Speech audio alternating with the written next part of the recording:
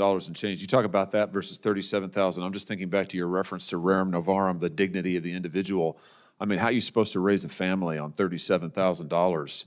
The difference between that and what you've been able to secure at UPS is incredible. Let me just ask you this. Amazon is also one of the biggest offenders when it comes to not negotiating with workers who've decided to unionize. You mentioned Staten Island. I think they're still waiting for a first. Yeah, Staten Island was A fiery Senate hearing erupts as lawmakers confront corporate giants over wages, unions, and worker rights. Shocking pay gaps, stalled negotiations, and a controversial labor bill take center stage in this dramatic breakdown of one of Washington's most intense corporate accountability clashes.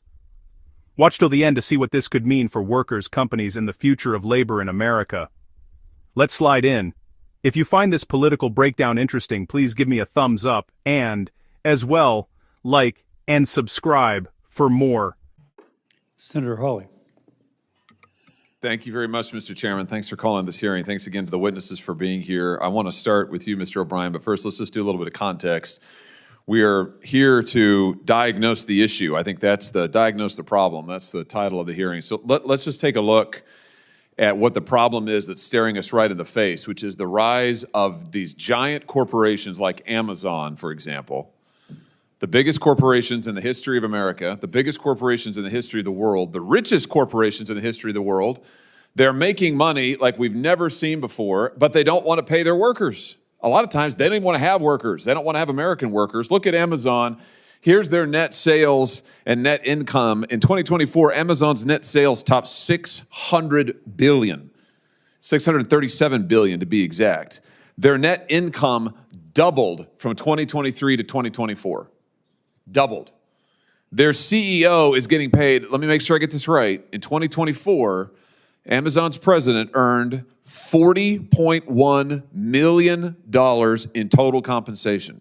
40.1. The previous year, he'd earned merely 29.2. I mean, that's an unbelievable, that's great work if you can get it. That's an unbelievable raise. Only problem is, according to their own financial disclosures, Amazon's average worker, average employee worldwide is making $37,181.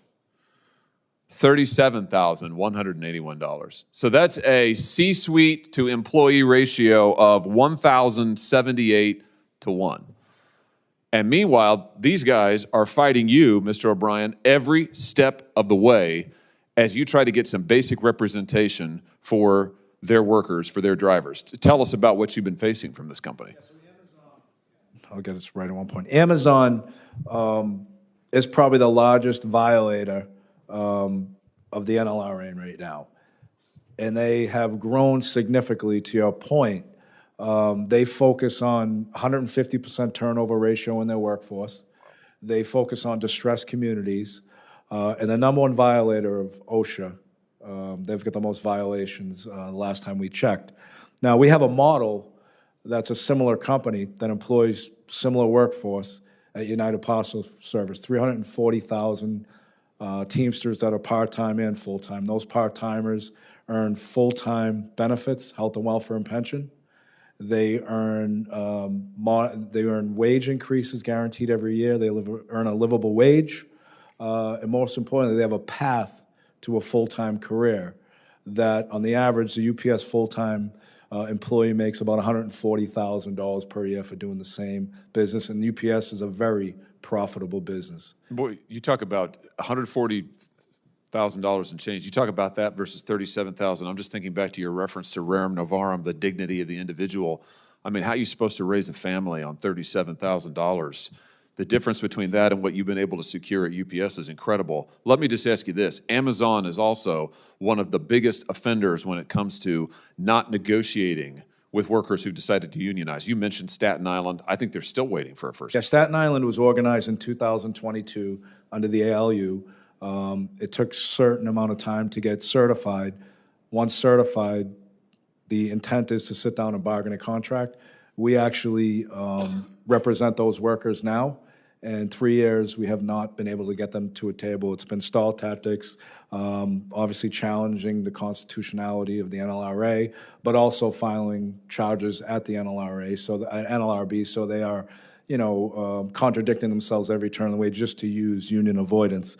And I believe there was a article in the Economic Policy Institute, which was dead on, that stated, Amazon has zero intention of engaging in real good faith collective bargaining with representatives of Staten Island workers. In fact, their business model, which relies on high worker turnover and avoiding responsibility for their employees, is designed to make union organizing nearly impossible. In that context, tell us why the Faster Labor Contracts Act is so important. Important to put a shot clock on these big corporations so they can't just say, well, you voted to unionize. You know, good luck to you. We're never, ever going to sit down and talk to you. Yeah, the Faster Labor Contracts Act has timelines. It has consequences for bad behavior. And I think it's important that if and when this Faster Labor Contracts Act is passed, bad actors like Amazon will be forced to the table, will be forced to negotiate, and will have to agree to a first-time contract without retaliating against the employees. And you will see a continued workforce that has a future under this Faster Labor. I just want to say this in conclusion, Mr. Chairman. Many folks on our side of the aisle talk about their concern about woke corporations, and I'm worried about woke corporations too. You want to make woke corporations a thing of the past? Make them accountable to the American worker. Empower the American worker. Give them a voice. That's the solution. Thank you, sir.